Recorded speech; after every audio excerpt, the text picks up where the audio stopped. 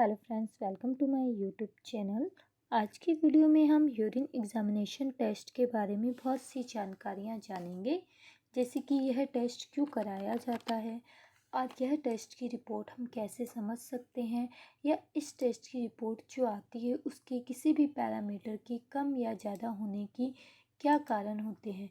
यह सभी हम इस वीडियो में डिटेल से जानेंगे।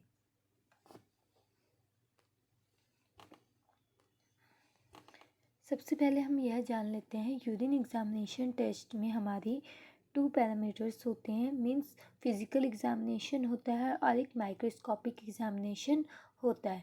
फिज़िकल एग्जामिनेशन में हमारा आइज़ के थ्रू जो है वो एग्जामिनेशन किया जाता है, मैनुअली चेक करके यूरिन का रंग, वॉल्यूम वगैरह चेक करके रिपोर्टिंग की जाती है। इसके अलावा माइक्रोस्कोपिक एग्जामिनेशन में आपका माइक्रोस्कोप की मदद से जो है स्लाइड को चेक किया जाता है, यूरिन को चेक किया जाता है, उसके बाद रिपोर्ट तैयार की जाती है। फिज़िकल एग्जामिनेशन के पैरामीटर्स की बात करें तो इसमें सबसे पहले आता है वॉल्यूम। तो यूरिन जो है वो पर डे 800 से 200 ml होना चाहिए यूरिन पास आउट। अगर इससे कम होता है तो भी पेशेंट को प्रॉब्लम हो सकती है, और इससे ज़्यादा होता है तो भी पेशेंट को प्रॉब्लम देखने को मिल सकती है।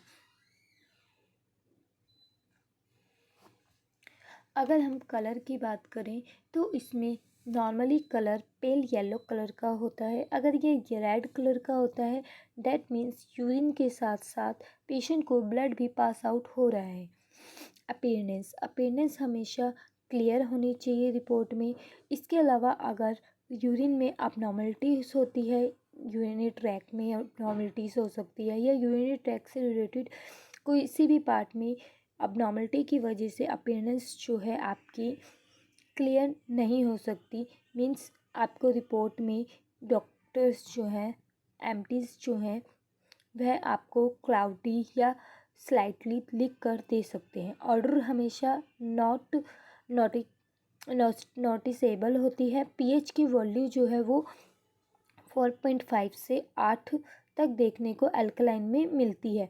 पीएच की जो वैल्यू है वो यूरिन स्ट्रिप के कार्ड से चेक की जाती है। अगर स्पेसिफिक ग्रेविटी की बात करें तो वह आपकी 1.005 से 1.030 के बीच में नॉर्मली होती है। अब अगर हम बात करें केमिकल एग्जामिनेशन की, तो केमिकल एग्जामिनेशन में आपका आता है प्रोटीन, जो कि नॉर्मली रिपोर्ट में नील दिया जाता है। शुगर आपका नील दिया जाता है। अगर शुगर की वॉल्यूम दी जाती है और वह मोर देन 130 मिलीग्राम से ज़्यादा होती है, दैट मीन्स पेशेंट को ग्लूकोज या शुगर की दिक्कत हो सकती है। केटोन नील दिया जाता है। ब्लड नील नेगेटिव या एब्सेंट दिया जाता है। हीमोग्लोबिन आपका नील नेगेटिव या एब्सेंट दिया जाता है। यूरोबिलिनोजन आपका नील नेगेटिव या एब्सेंट दिया जाता है। निट्राइसिस आपका नील नेगेटिव या एब्सेंट दिया जाता है। बिलरुबिन आपका नील नेगेटिव या एब्सेंट दिया जाता है। बाइल पिगमेंट आपका नील नेगेटिव या एब्सेंट दिया जाता है। मायोग्लोबाइन आपका नील नेगेटिव या एब्सेंट दिया जाता है। अब अगर बात करें माइक्रोस्कोपिक एग्जामिनेशन की,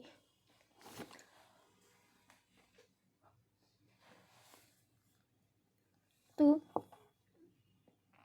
यूरिन में अगर पस सेल या लिकोसाइड्स की बात करें तो इसकी normal value high power force में 1 से 3 पस तक होती है। पस सेल देखने को मिलती है, इससे ज़्यादा नहीं होनी चाहिए। आरबीसी रेड ब्लड सेल जो है वो लेस देन 2 होनी चाहिए एचपीएफ में। एपिथेलियल सेल्स आपकी 1 से 5 एचपीएफ में होनी चाहिए। कैस्ट जो है हमारी नॉर्मली हमारी बॉडी में कुछ कास्ट हमेशा देखने को मिलते हैं, जैसे कि hyaline cast, red cell cast, granular cast, wax cast, fatty cast. But इनके अलावा जो अदर कास्ट होती है वह नील नेगेटिव या एब्सेंट ही दी जाती हैं।